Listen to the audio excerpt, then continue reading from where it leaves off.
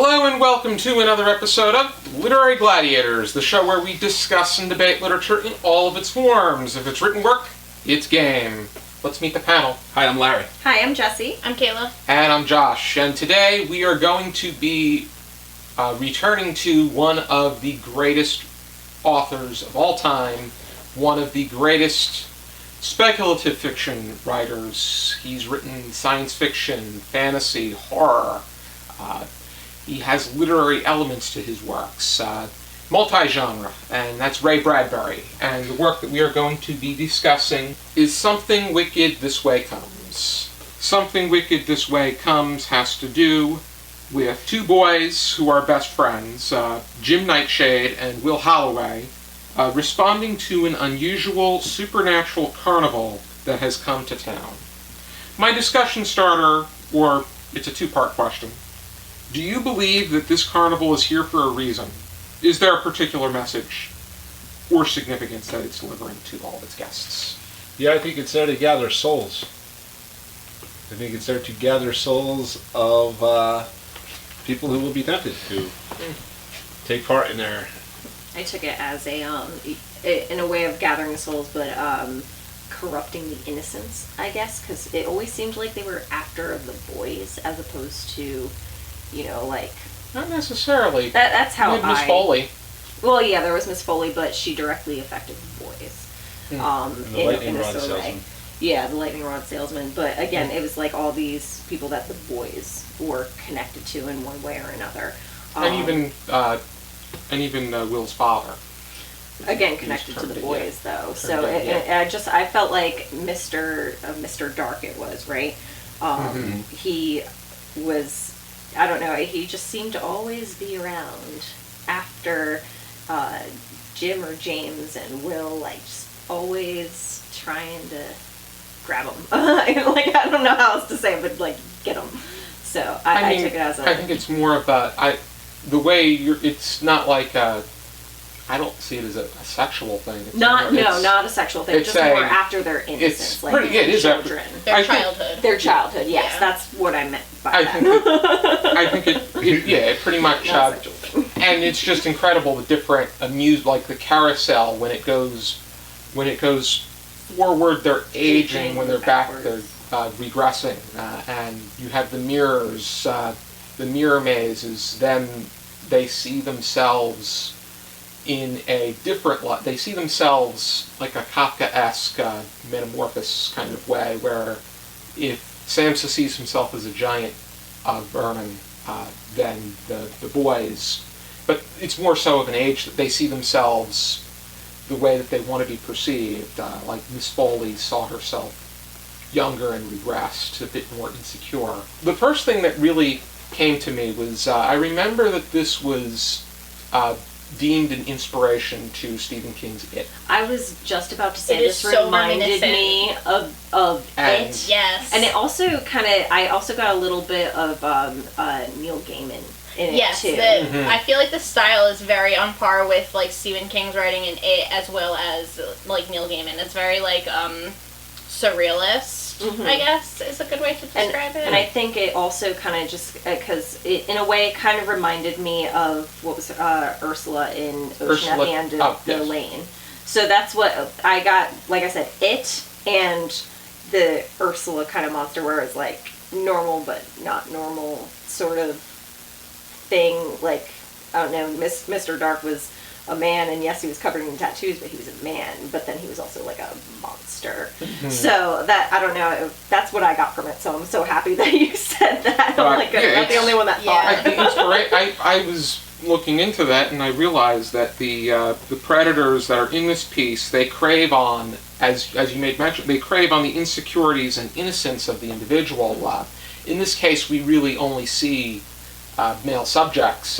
It, of course, there were it was a more diverse group, female. I think the other thing that kind of reminded me of he kind of came in and, destroyed everything, that kind of reminded me of the little, I don't want to call them witches, but the little witches of in the Ocean at the End of the Lane, how they were kind of more the hero than the kid was, even though I felt like the story followed the child more. So that's where I got the Neil Gaiman kind of out of it, but again, the monsters and stuff, that was definitely. I think the Will's father Charles was just great because it was. I mean, I think from my end, we have so many common interests. He's surrounded by books. He loves to read. He works at a library. He spent his life battling with a great sense of insecurity, where he was not comfortable enough with himself to start a life and a family until he was 39 years old. So he had Will much later, and the interaction between the two of them one evening when Will's mother was asleep was just beautiful. The way that he was talking about, as per page 134, when Will asked him, "Are you a good person?" and just the way that he responds is just, maybe to you and Mom I am, but I've been with myself my entire life, and the way that I see myself. Well, I think it also kind of brings up, it's like, I think one of the messages in this book is that, we are so much harder on ourselves than we should be. And one of the things that, about, what is it, last year, I don't even remember, 2019? Yeah, 2019. I went on a road trip, 10 days by myself, and, during that time, it's like, wow, you know what, maybe I'm not as bad as I thought I was. Maybe I need to learn to love me before, I can go out and love and do the other things and have people accept me for who I am, because if I can't accept me for who I am, how can I expect anybody else to? Yeah, you do have to figure yourself out. You do have to love you have to be able to figure yourself out before you find someone that is compatible. Even though, in his case, it also argues the fact that you also have to accept that there are things that are not perfect about you, because nobody's perfect. I think it's a half bad and a half bad person, or a half good person. Put them together, and it's something special. And when it comes down to it, too, everybody tries to put on that perfect kind of front, or that perfect face veneer, yes. Trying to seem perfect to everybody, when in reality we all know humans aren't perfect. Look at the world today. We're not perfect, so stop pretending to be perfect and just accept your faults, accept your insecurities, and avoid things like this. An evil carnival coming into town. So, perfection and self-satisfaction is in the eye of the individual, and whether or not it's more so contentment.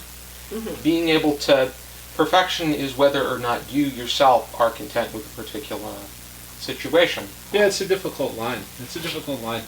And when it comes to relationships, right, like in the old days, it was, this is a little bit different. You fell in love, you got married.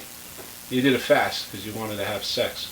That was the standard, too. Yeah. Right. So, I mean, but it also, so you got what you got at that point. Because if you waited, it would you would have this stigma on society. It was especially females would have the stigma, the old maid stigma, and it wasn't very pleasant. With males were able to get away with a little bit more, but still. But then they'd have to deal with their conscience of the fact that they ruined the reputation of some young lady. So it hurt both of them. And in those days too, a divorce was very much frowned upon. Yes. Some kids sometimes not even allowed. So you got what you got, and then you had to grow together. Right. And there's something to be said for the old way of doing things, considering what's going on now, right? I think I don't disagree with that. I'm very old. I don't want to say old-fashioned in that sense, but I think there's certain ways you're supposed to do things. However, I feel that society today is afraid of that commitment, because divorce is so widely accepted, I guess, is a sort of way. So it's like nobody wants to get into something and then get a divorce, and then all they see is the flaws in somebody else, or the flaws in them, or the flaws in the relationship, and then nobody commits to anything. And there's a great sense of impatience too, because if, for instance, on online dating, if one relationship doesn't work, you just move on to the next one. And I feel like kind of coming back in here too, you have to try to set that good example for children, because children are going to ask you those kinds of questions, like, are you a good person? And you have to be able to answer that honestly, and if you have to be honest with them, because how do you expect them to grow up to be good people if you can't be good enough to be truthful? And I think like part of the point of that conversation too is that it's okay to be uncertain. People are constantly, I think now more than ever, are constantly reflecting on who they are and the choices they make, and how can I make better decisions to be a better human being. And it's okay to make the wrong decision occasionally and like face that, and you know what, like maybe I wasn't a good person, you know, but I learned from it and I grew from it. And I think that like to bring it back to this world, like maybe that's why this carnival came here, is to feed off of those insecurities, like we were saying, and like how we are constantly changing and evolving as people. That was the other thing this reminded me of, Salem's Lot. I don't know if you guys read that, but I know we did, where you know the vampire came in and took advantage of the problems in the town and the insecurities of the people, and that's I think this carnival kind of replays that and does the same thing. And I feel that they responded better in this. The people responded better to the demons. Well, I mean, the whole place didn't come crashing down full of vampires, so. I think too, what's interesting about this book is it's like such a framework for so many other books that have come after. Salem's Lot and It and Neil Gaiman. This sets a tone for so many other things, where like you have this core, like it doesn't always have to present itself as a carnival, but this representation of feeding on the good in the world, coming in and like using the children specifically as their meal of choice. And Ray Bradbury was just amazing with the way he approached different subjects. This is a bit more fantastical in its, as far as the genre within the piece is concerned, a little bit more supernatural in how things take place. Bradbury's primarily known as a science fiction writer, isn't he? Yes. I mean, Fahrenheit 451 and the Martian Chronicles are very dystopian, Twilight Zone-esque. Nothing really fantastical or mythical happens like it does here. Incorporating those supernatural elements provides the platform and the foundation for these people, not just the kids, but also the adults, to be able to grow and or see themselves for who they are, and get that intuitive sense of who they are and who the people around the people in the world are, who they really are. What did you guys think about Jim and Will's friendship with one another? That was a great friendship. Chemistry. Yeah, I mean, they were good, loyal friends to each other. And they seemed like they were contrasting as far as their. Jim was more of a go-getter. Will was a bit more reserved. Yeah, a bit more reserved and somewhat insecure. Yeah, it kind of reminded me just like of that typical like. This is my best friend. Like, that childhood best friend. I think they were both insecure. I think Will might have been a little bit more expository about it. But, I mean, with Jim, you got... He's the one that wants to go on the merry-go-round, you know what I mean? He wants to be older. So he's not super satisfied with where he's at. To a point where he's willing to take chances, and Will isn't, right? Like Jim's trying to kind of run away from his insecurities, where Will is kind of held back by him a little bit, maybe. But I mean, I think it's a great example of kind of like friendship. Tommy Pickles and Chucky Finster. Yes.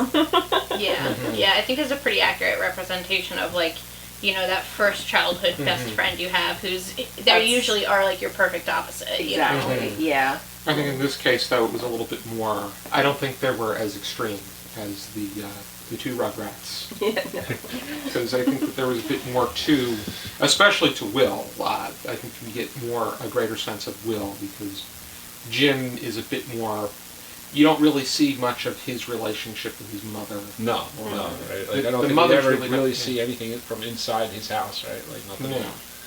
But Will's house is kind of central to certain parts of the story. Well, not only that, I mean, his father's involved. So, or a more involved character in the story. And just the importance of books continues to be harped, which is great. That's such like a theme in Ray Bradbury works. Mm-hmm. You know, I feel like he really speaks to people who enjoy reading because we too seek that importance in books. It was Ray Bradbury's 100th birthday in August of 2020, and I knew a few of those things, like he never got his driver's license because he didn't like, he thought cars were among the most dangerous weapons possible. But he also never believed in college. He would just go into the basement of UCLA and read. And he wrote Fahrenheit 451 in the basement of UCLA. It was his belief is that reading books in that environment provides everybody with the equal opportunity to access ability to further the knowledge. Well, they say if you read every day for 7 years in your chosen subject, you'll be an expert at the end of 7 years, because you have all those books available, and if you read those things, like, why do you need college? All you have to do, books are available to everybody. Mm-hmm. Why waste your money going to get a degree that says you read these books that chances are you didn't read because you just wanted to pass a test? So, and they put so much pressure on you too. It's just I think you know more about how your learning environment and how to conduct your ability to make forward progression in the area that you wish. Exactly. It's like, why go through all the other extra BS classes just to do this one thing that, like I said, you're getting a piece of paper that says you read a book that you probably didn't actually read. I know I didn't read half of my textbooks. So, yeah, you only read what you needed to what you needed to know for the test. And so what was going to affect your grade. So I don't know. I find that's a very interesting thing about Ray Bradbury that I didn't know. So. Do we have any final thoughts? No, I mean, it's an interesting idea right there. This laughter, or as a way to conquer, I guess, your insecurities. Is that what we're like? If that's what the representation of this carnival is like danger of giving too much ground to your insecurities, and laughter as a way to overcome that. I think that's there's probably some truth in that. Yeah, I think it's the fact that you laughter means that you are not letting the insecurity swallow you up. No, it's acceptance. You're responding to it positively. People always say, oh, you'll laugh about this someday. And it's the acceptance of your faults, your mistakes, your flaws. And, love, happiness, laughter. Once you can have that within yourself, you're just going to outwardly be a better person to others, a better person to yourself. You're going to take care of yourself. Like, that's just how it is. Like, you find that, a lot of people who constantly think negatively don't give off that good energy. They're not doing good for them. And I mean, I know this is kind of a generalization, but they found that a lot of people who are depressed aren't getting enough sleep, aren't bathing regularly, like they're just unhappy. So when you can accept yourself and the things in your life that may or may not be going the right way, accept everything, then you're happy and you're taking better care of yourself. You can live a better life. And I think that's like the message that's here. It's accept your insecurities, be happy with them, accept them that they helped make you who you are. They aren't who you are, they helped make you. And I think that I don't know, I liked it. I think that's an excellent message to send to people, and that more people should read this book to understand that message. And read more Ray Bradbury while they're at it. How would we rate this? 0 to 5 stars, half stars permitted. Larry? I go 3.5. It was pretty good. Pretty easy. Get through it a couple of days, no problem. After reading The Terror, these all seem like wonderful qualities. Like easy. I can sift right through this. You can breeze through it Zip, now. zap, zoop. Sorry, Larry. I told you it was a revenge reading. I give it about 3.5. But yeah, I mean, like, you know, there is a pretty good moral to it too. You know, I mean, the way that you phrased it, I wasn't sure about this laughing thing. I didn't get it until you said that this carnival represented like an exploitation of insecurity, right? And then suddenly, okay, now that makes sense. Now I understand why laughter is seen as a weapon against it. Because you can, you know, you can't, like you said, you can't be swallowed up by your insecurity. So yeah, so I mean, it's a good message, and I would give it 3.5 out of 5 stars. I don't go higher because I don't know. There's just maybe I'll go 4. I'm changing. I'm going 4 because I can't think of anything bad to say about it right now. Not right now. Later, he'll come after you. Oh yeah. I'm gonna go 4 stars as well. I really enjoyed it. Like I said, it really reminded me of it. It really reminded me of Neil Gaiman, and it had basically the elements in both of those books that I enjoyed.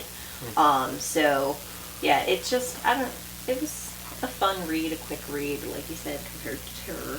It was it is a little faster, and I feel like it kind of just captures your imagination a little bit too. And I think that's something that we all look for in a good book, something that captures that. 4 stars. I'm gonna go 3.5, and I'm gonna stick to it. Are you sure? Yes, I'm sure. Well, I really enjoyed the story and the lessons it brought me. I maybe it's just because I didn't read the Terror. I did find it to be a little bit wordy and difficult to get through at times. I'm going to go 4.5 because I think that the message in here is so strong, and it's going to be one that I will remember throughout. I think it's something I really want to examine even more. There were heartfelt moments. It was very a creative use of the fantastical in order to illustrate real-life occurrences that one may have in their life. I would say Fahrenheit 451 and the Martian Chronicles, I think, had a stronger delivery as far as the message was concerned, but I still think that this book is great. Definitely worth checking out as part of exploring every great thing that Bradbury has to offer. And if you are interested in reading this book, which you should be, here is my copy of Something Wicked This Way Comes. Your copy's so much prettier. Yeah, it's Sorry, got the whole Josh. carnival feel. Right? That's how I was like, that looks like something somebody would This pick is an up actual off the picture shelf. of a carnival. All right, Josh. That one's got stripes. This one's got stripes. So Stripes in red. it's actually on the carousel. But be sure to join us next time on another episode of Literary Gladiators. For now, keep reading. Hi there, this is Josh, and on the next episode of Literary Gladiators, Larry, Jesi, Kaila, and I will be discussing Trousers by Robert Walser, featured in Robert Walser's Selected Stories. This version is translated into English, or from the German, by Christopher Middleton and others. If you like what you see on this channel, please support us on our Patreon. For the money that we raise, we'll provide you, the viewer, with more material. Thank you, and for now, keep reading.